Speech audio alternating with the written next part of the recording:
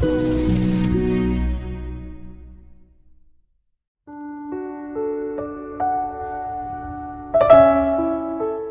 Sobat Gade, seperti yang sebagian besar kita ketahui bahwa muhasabah berasal dari kata hasyib yasabu hisab, yang artinya perhitungan. Sedangkan pengertian muhasabah yakni upaya dalam melakukan introspeksi dan evaluasi terhadap diri sendiri dalam melihat aspek kebaikan dan keburukan. Di episode kali ini kami akan menyampaikan cara melakukan muhasabah yang baik. Untuk itu mohon luangkan waktu sejenak untuk mendengarkan video ini sampai selesai.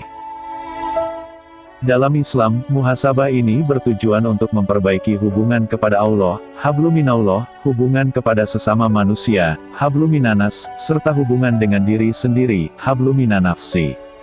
Bagi seorang muslim, muhasabah adalah hal penting dan sebisa mungkin tak boleh dilewatkan. Sebab hidup di dunia itu sangat singkat, jauh berbeda dengan kehidupan akhirat yang kekal. Kehidupan yang kita jalani saat ini pun akan menentukan bagaimana kehidupan di akhirat kelak. Apakah berakhir baik dan masuk surga, atau berakhir buruk dan masuk neraka? Karena itulah, setiap muslim sebaiknya senantiasa melakukan amal baik dan menjauhi segala kemaksiatan. Dengan muhasabah, kita akan terbiasa merenung dan mengetahui makna di balik kehidupan. Dengan muhasabah kita tahu sudah banyak dosa yang dilakukan, sehingga kedepannya kita akan memperbaiki hal tersebut. Selain itu, muhasabah juga akan memberimu perspektif baru dalam melihat peristiwa. Amalan yang disebutkan dalam Al-Quran dan diajarkan oleh Rasulullah. Dalam surah Al-Hasr ayat 18 Allah berfirman, "Hai orang-orang yang beriman, bertakwalah kepada Allah dan hendaklah setiap diri memperhatikan apa yang telah diperbuatnya untuk hari esok, akhirat, dan bertakwalah kepada Allah, sesungguhnya Allah Maha mengetahui apa yang kamu kerjakan." Dengan melakukan muhasabah diri, manusia akan membuka hati dan menyadari segala dosanya. Setelah itu, muslim yang taat akan bertaubat dan tak mengulangi kesalahannya. Sebab taubat adalah bentuk penyesalan seorang muslim. Sebagaimana dalam hadits, Rasulullah bersabda, menyesal adalah taubat. Hr. Ibnu Majah, kemudian dalam surah At-Taubah ayat 126. Dan tidakkah mereka orang-orang munafik memperhatikan bahwa mereka diuji sekali atau dua kali setiap tahun, kemudian mereka tidak juga bertaubat dan tidak pula mengambil pelajaran.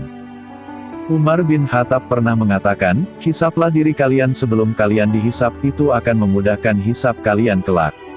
Timbanglah amal kalian sebelum ditimbang kelak. Ingatlah keadaan yang genting pada hari kiamat. Kemudian dia mengutip surah Al-Haqqah ayat 18.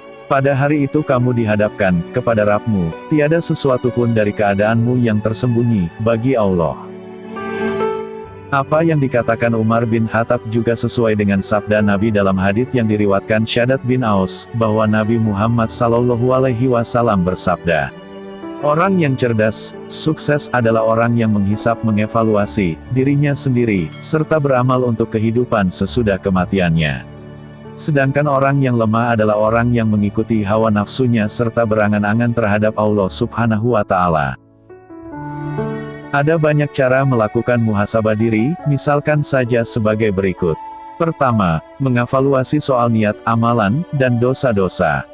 Langkah pertama untuk bermuhasabah adalah merenungkan apa saja yang telah dilalui dalam hidup. Kemudian mengevaluasi, sudahkah memiliki niat menjadi orang yang lebih baik? Sudahkah melakukan amalan yang diperintahkan Allah? Dan sudahkah menyadari berapa banyak dosa yang telah dilakukan? Setelah mengetahui jawabannya, kemudian niatkan untuk senantiasa lebih taat kepada Allah dan menghindari larangannya. Kedua, mendirikan sholat taubat. Ketika kamu telah menyesali segala dosa, maka muslim yang taat akan segera bertaubat. Salah satu bentuk amalan yang bisa dilakukan adalah mendirikan sholat taubat. Tata caranya sama seperti sholat pada umumnya, namun bisa terdiri dari 2 rakaat, 4 rakaat, atau 6 rakaat. Pada bagian sujud terakhir, akuilah segala dosa dan meminta ampun pada Allah Subhanahu wa Ta'ala. Sebagaimana Rasulullah bersabda, yang paling dekat antara seorang hamba dengan Rabb-nya adalah ketika ia sujud, maka perbanyaklah doa ketika itu. Ketiga, menerima masukan dan saran dari orang lain. Kadang kita membutuhkan orang lain untuk menyadarkan dari kesalahan yang telah diperbuat. Dalam suatu riwayat, Imam Bukhari menceritakan kisah Umar bin Khattab yang memberi saran kepada Abu Bakar untuk mengumpulkan Al-Quran. Saat itu, Abu Bakar sempat menolak dan bimbang dengan usulan tersebut. Namun Umar meyakinkan bahwa hal itu adalah kebaikan. Hingga Abu Bakar pun berkata, Umar senantiasa membujukku untuk mengevaluasi pendapatku dalam permasalahan itu hingga Allah melapangkan hatiku dan aku pun berpendapat sebagaimana pendapat Umar. Tak hanya para sahabat, bahkan Rasulullah pun bersabda, sesungguhnya aku hanyalah manusia seperti kalian. Aku lupa sebagaimana kalian lupa. Oleh karenanya, ingatkanlah aku ketika diriku lupa. Lalu dalam hadits lain dijelaskan, jika Allah menghendaki kebaikan bagi diri seorang pemimpin, pejabat, maka Allah akan memberinya seorang pendamping, pembantu. Beberapa keutamaan dan manfaat yang akan didapatkan ketika melakukan muhasabah diri yaitu: pertama, menghindarkan manusia dari sikap merasa paling suci. Maka janganlah kamu mengatakan dirimu suci. Dialah yang paling mengetahui tentang orang yang bertakwa. Qs An-Najm 32. Kedua, menghindarkan manusia dari sikap sombong. Sebagaimana yang dicontohkan oleh Muhammad bin Wasi, andaikan dosa itu memiliki bau, tentu tidak ada dari seorang pun yang ingin duduk dekat-dekat denganku.